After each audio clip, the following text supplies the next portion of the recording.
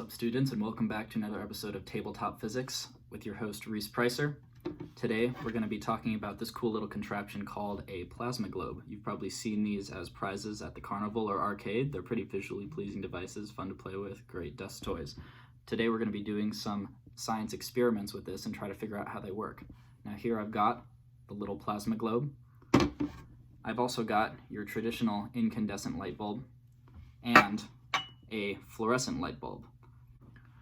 We're going to see how these two different types of light bulbs interact with this plasma globe. Now, for the remainder of this part of the video, I'm going to turn the lights off so we can see what's going on a little bit more clearly.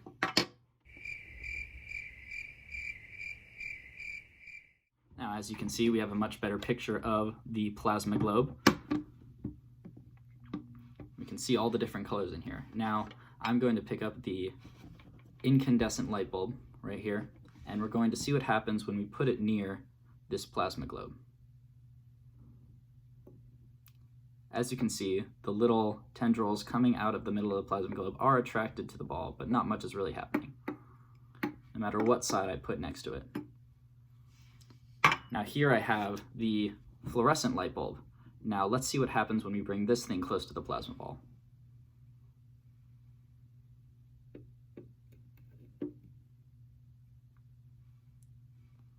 You look at that, the light bulb actually lights up. Now I can show you, this light bulb is not plugged into anything. This is a free light bulb, our fluorescent bulb, and when I touch it or bring it near to the plasma globe, it actually lights up.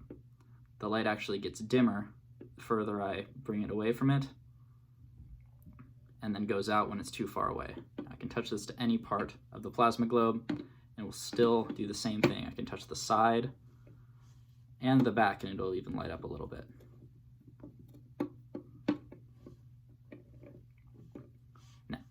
Now, let's step out of the dark and see if we can figure out what's going on with this crazy phenomenon.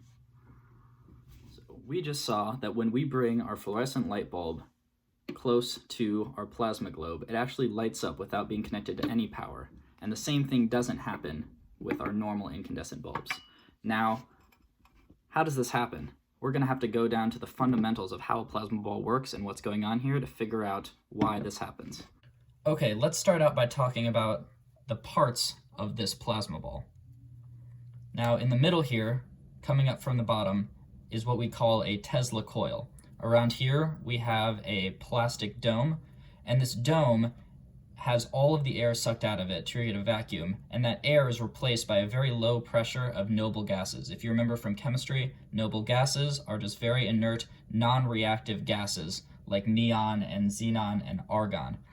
Now, this Tesla coil in the middle is supplied with a very high voltage alternating supply.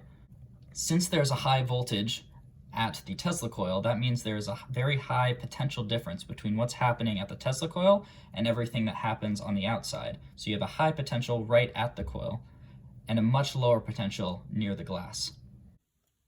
This high potential difference creates a very strong electric field from the center of the Tesla coil emanating out and even outside the glass. Since it's an alternating current, it also creates a very high energy electromagnetic wave emanating from the Tesla coil. Now, a very special result of this very high energy wave is that high energy electromagnetic waves cause electrons to vibrate and gain energy and eventually be ripped out away from their positively charged nuclei. The separation of these electrons from the nuclei create a sort of soup of positively and negatively charged particles, which we call plasma. We classify this as a fourth state of matter. Plasma actually exists almost everywhere in the universe. We see it as lightning, but it also makes up the large nebulas that we see in the telescopic photos of space.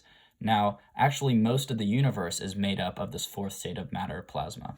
Now, once these electrons are ripped away from their nuclei, they don't like to stay there very long. So almost immediately after they're ripped away, they return to an orbit of a nuclei.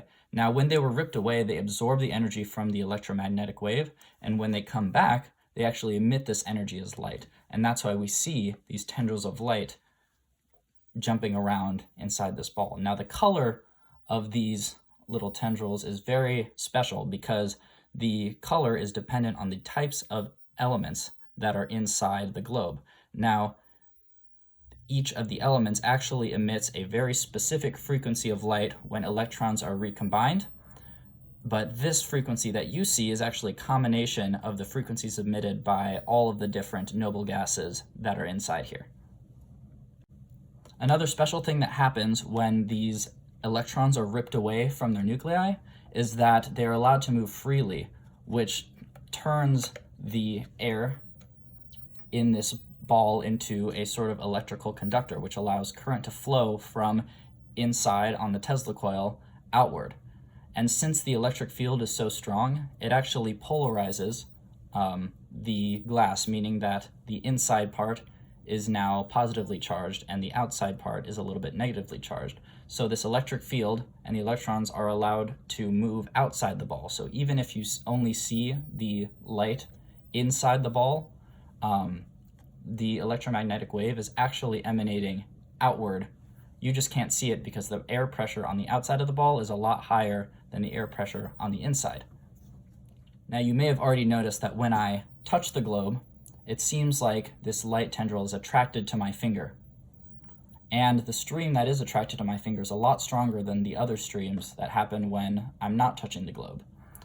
Now this is because when I touch the globe, I create an easy path for the electrons to travel where they want to go, which is to the Earth, which is a very big sink of positively charged, since the negatively charged electrons are attracted to the positively charged sink of charges, which is the Earth. And you can see that the stream is also much stronger because more of the electrons want to go there. And so I'm creating an easy path for them to escape. Now I've turned the lights off so we can observe another interesting phenomenon that happens when I touch the globe. Now you remember that when I touch the top of the globe, the stream is almost in a straight line and it's pretty steady traveling to my finger. Now, when I touch the side of the globe, something more interesting happens. So the same stronger stream appears, but you'll notice that it starts to rise up and create a little arc that rises up and then snaps back down to the straight line. Now this is because when the air is turned into this plasma, the plasma is actually very hot.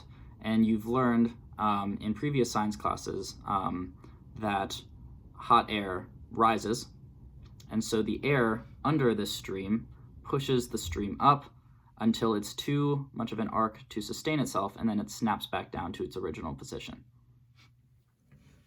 Now, the moment you've all been waiting for: why does the plasma globe cause an unplugged light bulb to light up? And more specifically, why does this happen with a fluorescent bulb rather than an incandescent bulb? Now, you may not have known this, you might have, that a fluorescent bulb is actually filled with a similar type of noble gas that the plasma ball is filled with. And we also talked about how the Tesla coil emits an high energy electromagnetic wave that doesn't just stay contained in the ball, but actually emanates outside of the ball. Now, this high energy wave can actually be felt by the atoms of noble gas inside this fluorescent bulb, and the wave actually excites the electrons that are inside the light bulb, causing the exact same phenomenon to happen that happens with the tendrils, where the electrons are ripped away from their atoms and then recombined to emit light. And this doesn't happen with the incandescent bulb because the incandescent bulb is not actually filled with the same noble gases that a fluorescent bulb is. This is just normal air in here, and normal air does not cannot emit the same types of light in the same way as a low pressure noble gas. We also observed that the light actually gets dimmer the further we pull it away from this plasma globe. That's because the electric field that is created from the Tesla coil gets weaker as you move away from the Tesla coil. And so the field and the electromagnetic wave is less able to excite the electrons in the fluorescent bulb the further you are away. With the lights off, you'll also notice that when I light this bulb with the plasma globe and I touch my finger to a part of the light bulb, it actually dims the light just a little bit. That's because when I touch the light bulb, I'm allowing the electrons another path to get to positive charges. I'm allowing them to travel more easily to the Earth, which is where they want to go.